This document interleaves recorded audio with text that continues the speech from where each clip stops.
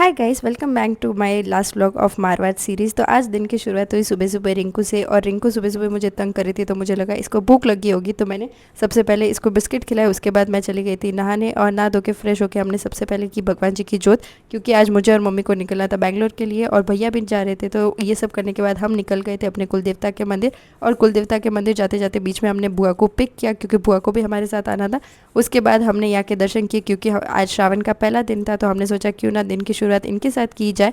उसके बाद हम आ गए थे अपने ननियाल, क्योंकि भैया और मेरी बुआ को दोनों को मेरी नई मामी जी से मिलना था, और आज फाइनली लास्ट टाइम हम अपने ननियाल को बाय कर रहे हैं। फिर मैंने अपनी चाचू की लड़की को ड्रॉप किया और इसको गुड बाय किया। उसके बाद हम आ गए थे बुआ के घर, और यहाँ आके हमने लंच किया। फिर बुआ ने मुझे, मम्मी और भैया को राखी बांधी।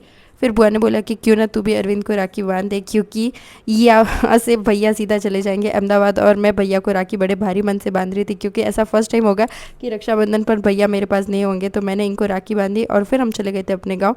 वहाँ जाके सबसे पहले हम गए चाचू के घर मिलने, क्योंकि हम चाचू के घर नहीं गए थे मिलने। वहाँ से मिलने के बाद हम चले गए थे भैया को ड्रॉप करने, और भैया जा रहे थे पैदल यात्रा पर रामदेवरा, और हमारे गांव से रामदेवरा का रास्ता 350 किलोमीटर्स का होता है, तो इनको 8 दिन लग जाएंगे। उसके बाद मैं और मेरे चाचू की छोटी लड़की हम दोनों चले गए थे गेड़ी मारने, और गेड़ी मारने के नाम से हम दोनों चले गए थे कुछ खाने पीने, और ये हमारी पुरानी आदत है, हम दोनों यहाँ वहाँ घूमते रहते, खाते पीते रहते।